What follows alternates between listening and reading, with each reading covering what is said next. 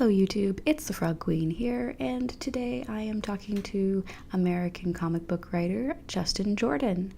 He is known for co-creating The Strange Talent of Luther Strode, and as well as the sequels, which were published by Image Comics.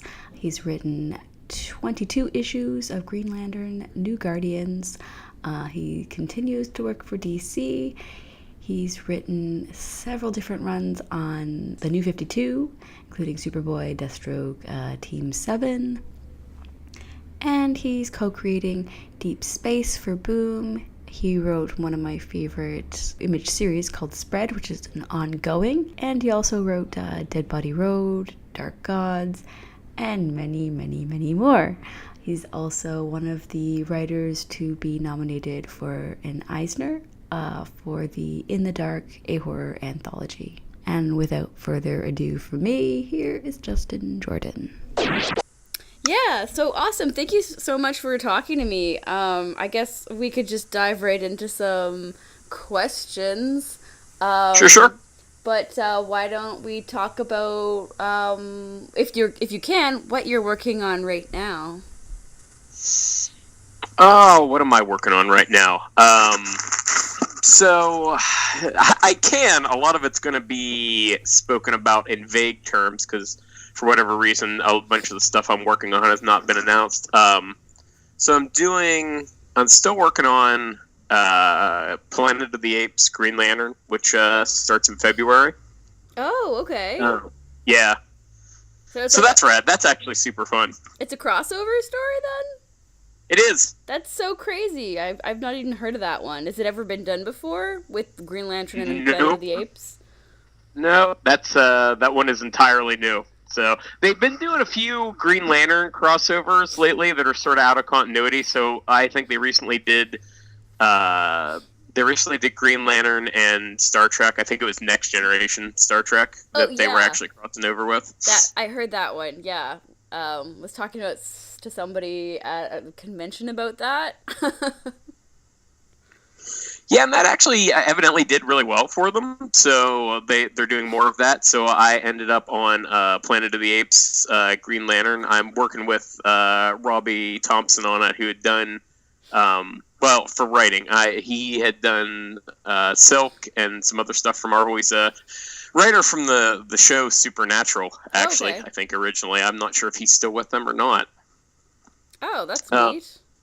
Yeah, and the artist on that is, and I am almost certainly going to not pronounce this right, it's Barnaby Bagenda, who was with Tom King on Omega Men fairly recently at DC. So we've all, except for Robbie, we've all got a goodly chunk of space character Green Lantern experience.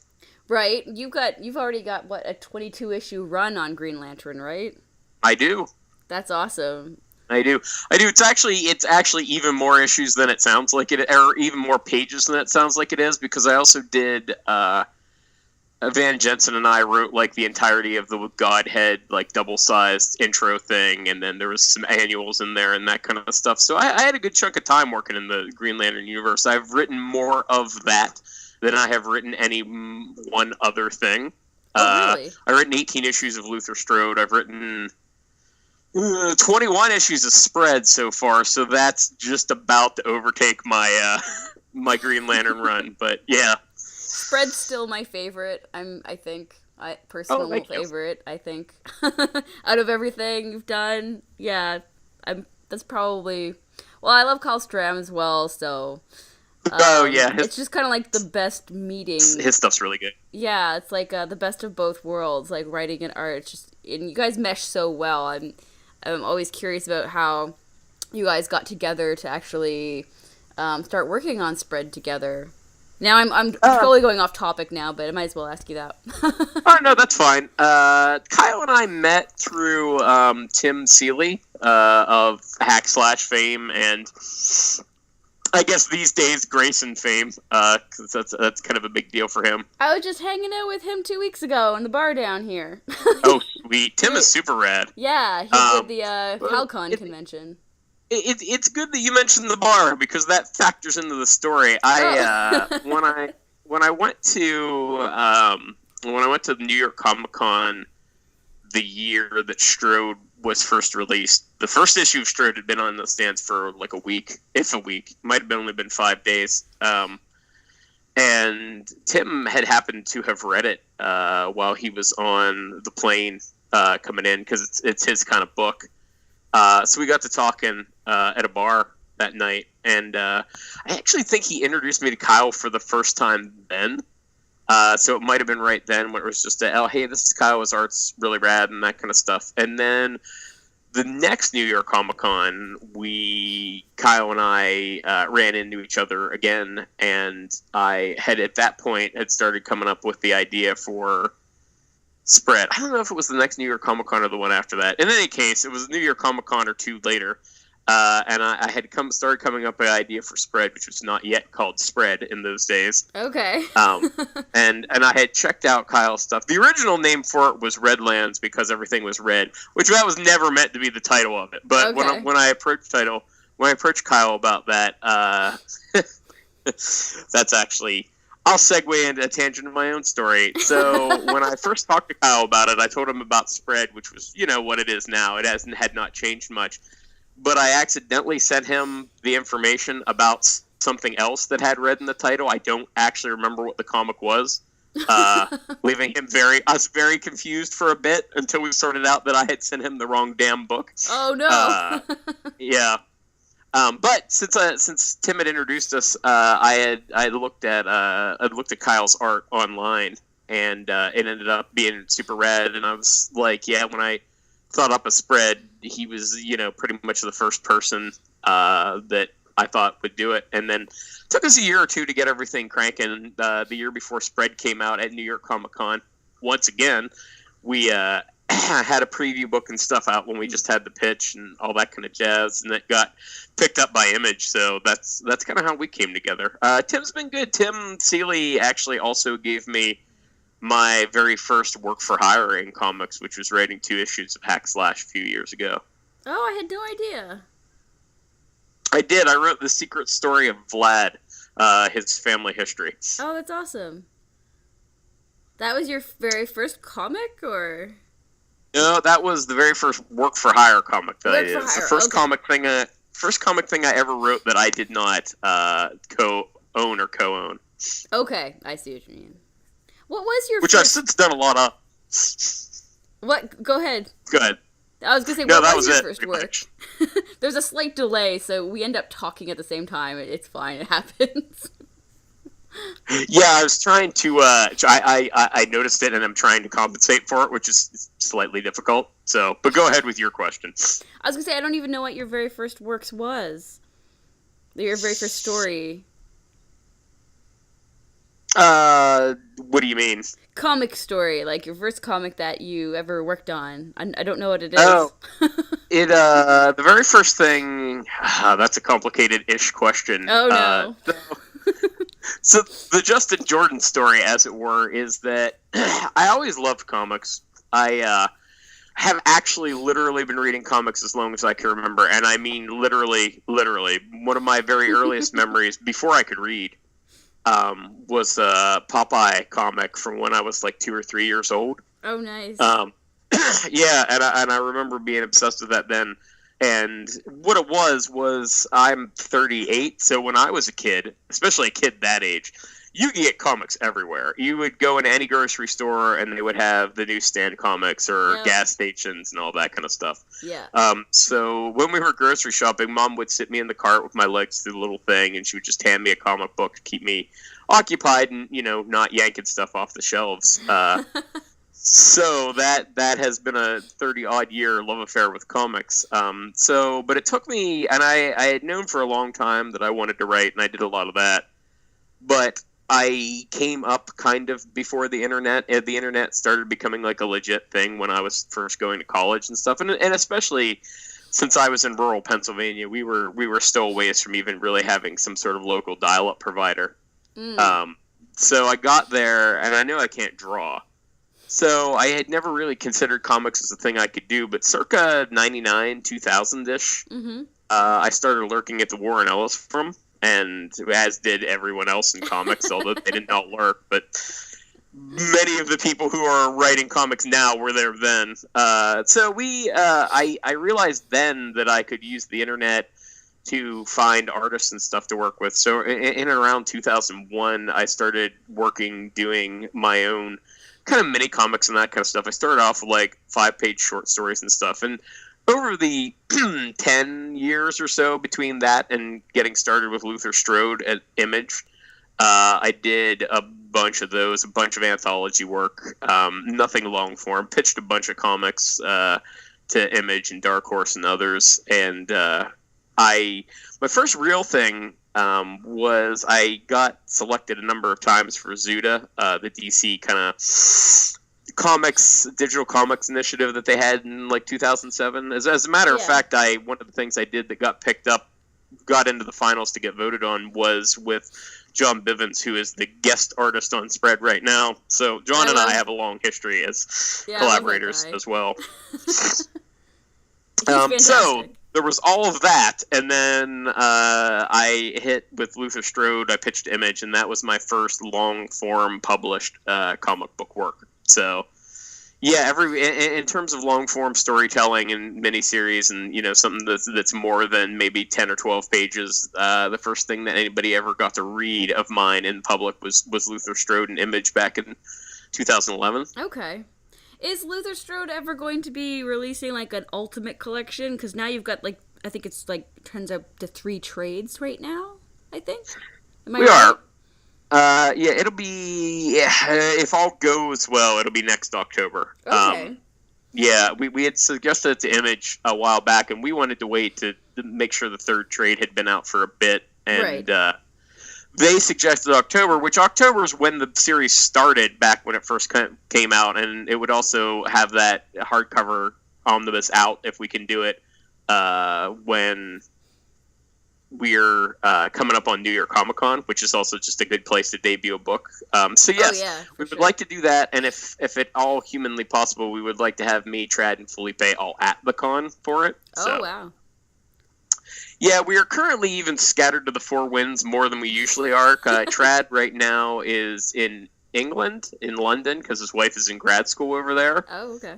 And Felipe lives in Brazil, so getting us all to New York is, more complicated than usual, but we're all going to try.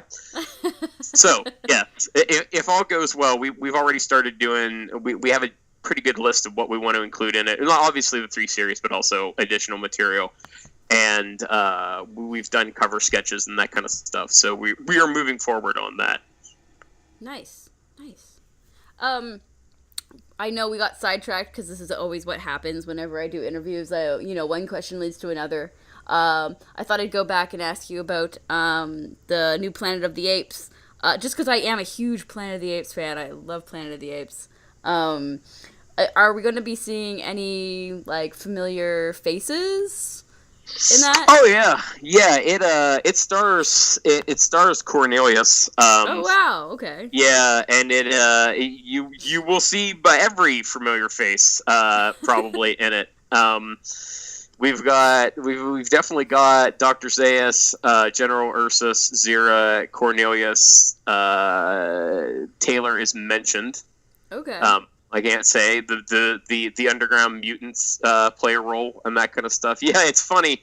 So the book is out of continuity with both Green Lantern and Planet of the Apes, although that matters less so for Planet of the Apes because that is not a continuing thing. Yeah. But we have nevertheless worked really hard to slot it into a very specific point in both of the series' history. Okay. So one of those deals is when the book happens is actually I'm going to assume this is not actually really much of a spoiler if you've actually seen the movies because there's not a lot of times it could happen. It actually takes place. It starts in between Planet of the Apes and Beneath the Planet of the Apes. It picks up a little bit after the first one ended, but before the first one starts. And some of the stuff that leads up to the first one to the second one has already happened. Okay. And so we've made very specifically where we work out the logic of what characters we're doing when to make sure that until we change, because basically what you're looking at in the Planet of the Apes book is kind of an alternate timeline because something from outside their timeline changes it. So we do that, and we made it very specific, like getting everything right. Like, yes, this is why this is here then, because they did this in this movie and then this in this movie. So I'm kind of stringing the connective tissue between those two, which it's fun actually. It's interesting to try to thread that needle. All right. That's cool. Oh man. So how long of a kind of mini is this? A mini series? How many issues? 6 issues. Okay. Wow. Okay, that's cool. And then, I always wonder how DC kind of, well, DC and Marvel, for instance, how they kind of decide how long to make a run. Do you get much say in that? Or is it kind of, there's like a standard, like contractually, or how does that work? At Marvel and DC, you are barring something extraordinary happening. Any run on anything is going to be long enough to get a trade out of it. Okay. You're usually guaranteed at least 6 issues, except for if you're doing something that's outside of it. So Marvel and DC don't do, within their main superhero universes, don't do a tremendous amount of miniseries anymore. DC does more than Marvel does, but they don't do a lot of them. But they also have, like, DC also has Vertigo and stuff, and so Vertigo, as you will have kind of a standard thing. If it's a finite miniseries, you will know that ahead of time. If it's an ongoing series, basically in all of them, they're ongoing as long as sales are there. Right. Yeah, and you don't necessarily get much say in that. You get, at least in my experience, get some warning about it. So, like, when I was working at DC, it varies, right? So, when I did Deathstroke at DC, I came on after Rob Liefeld had a not particularly beloved run on the book, and it was abundantly clear to me, although DC didn't say it, that the book was not going to last. I'm like, well, we're just going down. So if you read that book, all of my stories in it are two issue stories, simply because I knew the book was getting canceled. I just didn't know when. Oh, okay. And it did indeed get canceled after 6 issues. So I didn't want to be mid-story when that happened. Right. Whereas when we launched Team 7, which we launched from a 0 issue, I had no idea how long that book was going to go. And that was my first book with DC. So I was looking at it, and I was like, I actually had kind of a grand 24-issue plan, and I really wanted to get to 12, which we didn't accomplish either of those. But yeah, it's really dependent on sales, and occasionally stuff happens just because of other things. I actually was supposed to do a Marvel miniseries a few years ago that basically just never ended up happening because of Secret Wars. Oh. Yeah, so occasionally other stuff just gets in the way. Right. Universes rebooting can't help terribly. No, it does bring opportunity with it sometimes, but for the most part, yeah. I mean, and sometimes you get lucky. My Green Lantern run, like, I got that gig. The reason there was even a space available for that gig was that Jeff Johns was leaving Green Lantern, so they decided to reboot the creative teams of all 4 Green Lantern titles, which opened up a position. So sometimes stuff like that happens as well. Yeah. That's awesome, though. I mean, that must be a really great opportunity, though. I mean, you're in your 30s and you've already, written so much, but I mean, your first DC story didn't happen when you were, like, particularly recently. That was a while ago, correct? Yeah, that was 5 years ago, I think. Yeah. No, that's awesome to be like, yeah, young and, like, already writing for DC.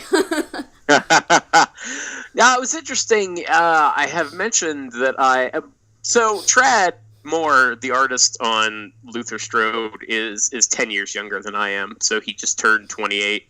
And when we started the book, when I first contacted him for the book, I think he was 20. He was either 20 or 21.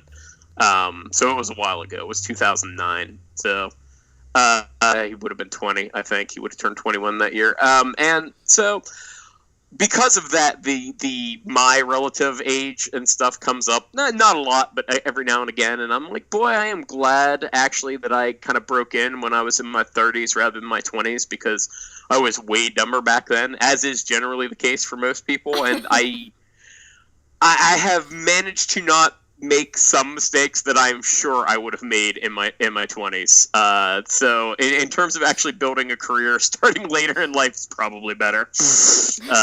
Gives you less chances to kind of self-immolate.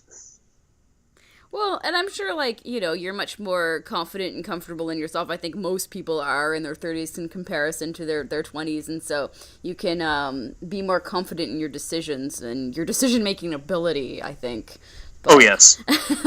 Maybe that's just me in general, but that's how I feel about it. No, that would be my general thing. I would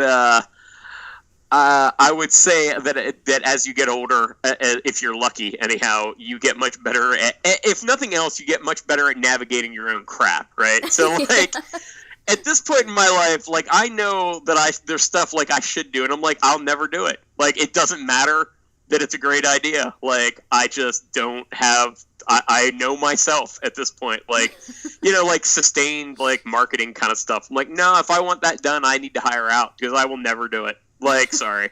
Like, it's just, I've had 38 years of experience being me. I know how this is going to go. Yeah. So, that is good knowledge to have, I have found. For sure. So, switching gears a bit, I wanted to ask you what the future of Spread is actually looking like, if you're able to talk about that at all. That I can talk about. We will be back in, we'll be out with issue 17? 14, 15, 16, 17, 18 in January. So we're doing an arc, doing that arc, and then there'll probably be one or two arcs after that, but we're getting fairly close to the end. And certainly, when you start reading the next arc, it will be clear that we are mounting up our last third or so of the comic. Spread is an interesting book in that by design, I wanted a book that could go on for a long time if sales were there, and sales have been fine, but comics are what they are. So we're probably going to end at around issue 25. Right now, issue 25 is the thing, and that is because it is possible that we could go on longer, but the longer we take to get to that ending, the more chances that sales are going to decline to a point where the book is really not financially viable anymore. And the thing is you have to work so far ahead of time. So, like, we've been working on this issue, the issues that are in this next arc, since probably August of this year. So you have this long lead time, but you don't find out how the book is actually selling until final order cutoff, which is a couple of weeks before it comes out, right? Right. So you're just kind of guessing what your sales are going to be in a couple of months, and it becomes to where we are getting to a point with the book where certainly in single issue sales, if we try to string it along beyond 25, we run the risk of then starting to go into the red in a serious way. In terms of, like, right now, and this might be too much behind baseball stuff, in terms of the book right now, we're doing fine, but the guarantees I have in place for the art team, which is you will not make less than this much doing an issue, plus the editing, plus the art, or plus the lettering and all that kind of stuff, means that I have not made anything on the single issues of Spread in this last arc at all. And I think actually, no, not think, I know I'm usually running like $100 into the red, which is not terrible. Like that is sustainable. But like if the sales decline, to a point where, I'll put out an issue of Spread, I need to go $1,000 or $2,000 in the hole. Like, that is not really a workable situation. Yeah. Even though the book still does fairly well in trades and in digital. So, it's kind of cash flow management, that kind of stuff. So, the answer to that is we are getting to the ending of Spread that has always been the ending of Spread. We are just doing it faster than probably an ideal world I would have wanted to. Because there are lots of side stories you can take getting from point A to point B, which is kind of the point of doing it in a world like that, was to give me that flexibility to kind of do it. And that actually has become the case for the new creator-owned comics that I'm pitching. I always try to build the plot for them. I always do the overall plot of the book before I start the book, and I try to build it so that with any arc, I can look ahead one arc and be like, all right, we need to end this and do it in a satisfying way, because I do not want to get caught, as I have on work-for-hire books, having to truncate things and basically having the book just sort of peter out and not tell people a complete story. That frustrates me as a creator and as a reader. And honestly, like, there's business to it too. You know, if you have 2 or 3 trades that all tell a complete story, it's much easier to sell those than 2 or 3 trades that just lead to nothing. So, yeah. Well, I unfortunately that does happen to some great series. You know, when they're not artist creator owned, I guess. They just, you know, tend to get cut off, and we never ever get to see the ending. Indeed, yeah, and you know, making comics is hard. So, especially the creator-owned ones and that kind of stuff. I've been lucky that I've done enough of it now that I have, you know, a pretty solid experience base, and I've also been really lucky that, you know, of the stuff that I've done that was meant to go, that we hoped would go the distance. We did 18 issues of Luther Strode, and that ended because 18 issues was all we intended to do, and we told our story and got out. We could conceivably have done more of those, and Spread will have, barring some extraordinary catastrophe, gone 25 issues. For creator-owned books, that's extraordinarily lucky. That's way more than most people get to do. So we've done really well. Yeah, for sure. I was wondering if I could just ask you some of my typical little fun questions that I like to bother people with, which are like, what are you currently reading, if you're reading anything right now? Yeah, hit me. Is that the first one you want answered? That's number 1.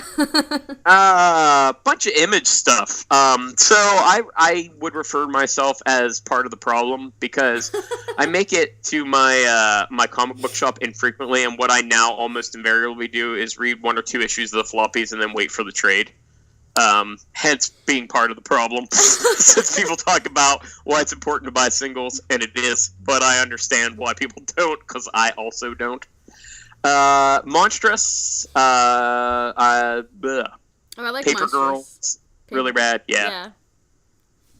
I'm a big sucker for Image books, I have found. No kidding. Sure. Yeah, I know. It's amazing, right? Who would have thought? Sheriff of Babylon from Vertigo. Sam Neill Wade's Black Widow from Marvel. Becky Cloonan's Punisher from Marvel. And Charles's Daredevil. Because I like those kind of books. I've been picking up basically whatever Tom King puts out too. So I read Vision and Omega Man, which are both now ended, and I'm following his Batman run.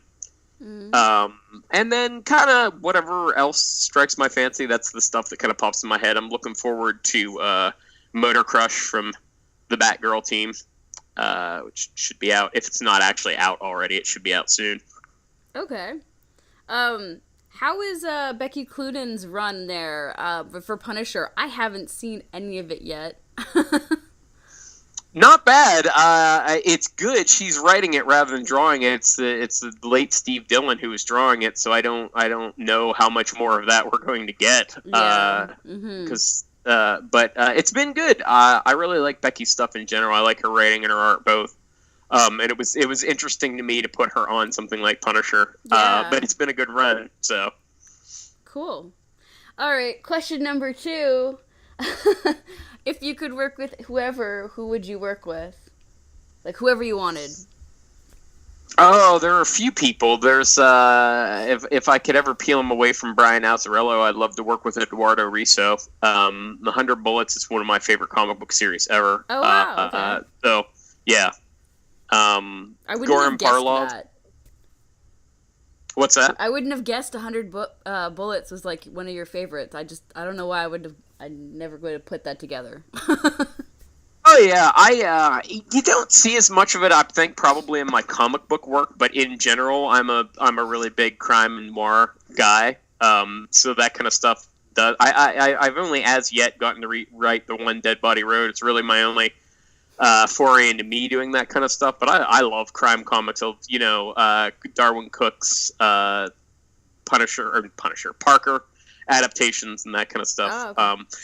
Yeah, it's actually funny. So I was looking for somebody to do Strode sort of generally, but when I was actually specifically looking around on DeviantArt when I actually found Trad's art, I was looking for 100 Bullets fan art for whatever reason. Just because I was bored, I suspect. And he went to the Savannah College of Art and Design, and he'd actually done a 10-page original story set in the 100 Bullets world as an assignment and posted up on DeviantArt, and that led me back to him. So, yes, cool. that fandom of 100 Bullets is indirectly responsible for me being in comics at all. Okay, that's cool. Yeah, and I'd really love to work with Goran Parlov, speaking of Punisher. I really love like his him. stuff. He's like one of my favorite people.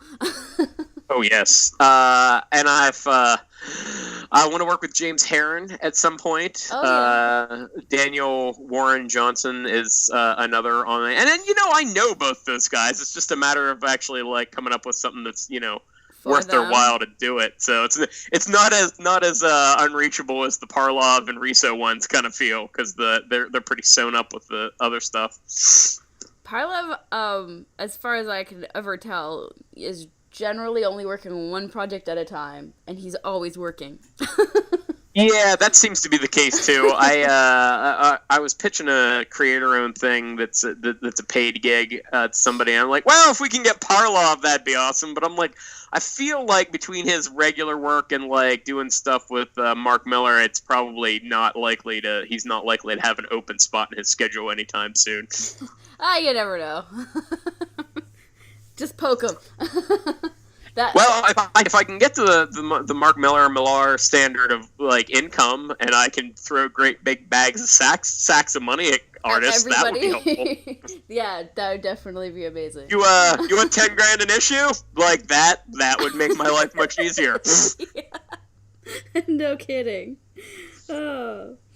All right. What was question 3? I lost my train of thought here. Oh, I wanted to. Well, I guess question 1 kind of already entered question 3. I usually ask people what their biggest inspirations have been throughout comics that inspired them to comics. But then you said 101 Bullets, so I guess that kind of got answered. Yeah, there have been a few, when people ask me about inspirations in comics and stuff, I was very inspired, as you might imagine, from having been a person at the Warren Ellis Forum. The Warren Ellis is kind of a foundational thing. He did I like Warren's comics now, but particularly stuff like Planetary or Global Frequency back in kind of the early 2000s really changed how I approach comics, as did his kind of nonfiction writing about comics and stuff. And my career, probably in a whole, is sort of based on him. I don't know if creatively we're all that similar. But certainly, if there are people in comics to point to, he is why I'm here, that would be one of the guys. That's interesting to me. I actually really don't like Warren Ellis. Lots of people don't. I know, but I'm not even speaking personally. Okay, personally, I disagree with him on everything pretty much he ever says. but not only, yeah, and he is the only creator I've ever requested an interview with that turned me down ever. And turned me down in a very impolite way. Oh, that's unfortunate. I'm sorry. No, it's okay. It's super funny. But I'm a huge Hellblazer fan, of course. And he's written quite a few different Hellblazer stories over the years. Well, not in a long time, but had in the past. But right. But yeah. Anyways, I think that's why I had to approach him, was because it was when Hellblazer was starting back up again. But I find that so interesting, because it's Warren Ellis, but Planetary and that time was a huge thing in comics, you know. So you have to kind of respect his career, even if you don't typically respect him as a person. In my case, No, I mean he's done some, you know, to an extent. There are times when Ellis has kind of walked the walk and talked the talk, and there are times when he has not. Like he's, but in a very large, I look at. Because I'm like this, I've gone and looked at how many like creator-owned things he's done, right? And he's done like 42 creator-owned books. Oh yeah, right? it's crazy. Which is astonishing. And that kind of stuff, like that, I find kind of aspirational. Like, you know, like even I'm at, what am I at? 11 or 12 greenlit, which is a pretty good run for 5 years so far. For sure. With the kind of vague goal of someday surpassing Ellis's thing. Of course, he's still alive, so it's, you know, it's kind of a moving target, and not, in fact, all that much older than me. So it's not gonna, you know, he might be around for a while still. Yeah, exactly. So it's going to continue to be a moving target. But he did that, and he talked about doing that kind of stuff, and kind of about how he worked with artists and what comics could be, and that kind of stuff, and then.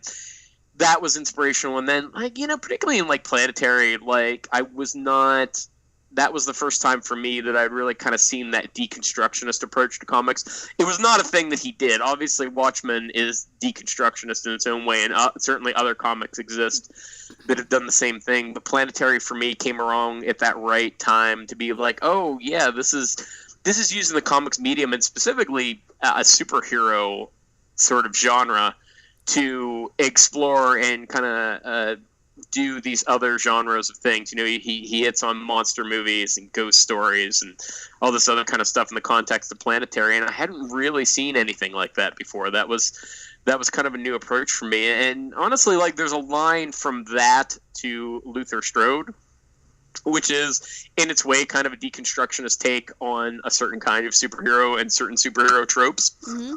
So I could certainly see all that kind of stuff in my DNA and creatively. There's other stuff too. It's what people talk to me about. Like I recently wrote this Evil Ernie miniseries, and people ask me about that, and I'm like, well, you know, I'm a '90s kid. Like, so when I was Evil Ernie first came out when I was like 12 or 13 years old, thereabouts, and I was a 12 or 13-year-old horror kid. Horror is, after probably mystery and noir, or even running equal with it, is like my favorite thing. So I consume both, a lot of those kind of entertainment. Yeah. So, you know, if you were raised on X-Men and Fantastic Four, and then you kind of wander into the indie comic scene and see this kid who looks like he's straight off the cover of an Iron Maiden album, and he's murdering people, and there's zombies and blood and guts and swearing, when all you've ever seen is what could be purchased on the stand, that makes an impression. And I think that is one of the things that's probably changed the way that I approach comics and stuff. And I've been really lucky in my career that I've actually been able to like kind of like do stuff related to the things that were like that, because Team 7, the original version of Team 7 by Chuck Dixon and Aaron Weisenfeld, I want to say, was also this sort of different take on superheroes that came along at just the right time in me growing up to really make an impression. So it was cool that my first thing for DC was actually doing that book, which, you know, I wish the book had done better. I wish I was a more seasoned writer when I did the book, but all in all, it was really rad to be able to work on something that had meant a lot to me when I was a kid. Oh, yeah. No, that's awesome. I haven't seen that, so now I have to look out for it. I've not read everything you've ever written. You monster. I know, but I like to think that I've read a fair good amount of what you've written, like probably half. I would probably be more judgy about that, except I wouldn't.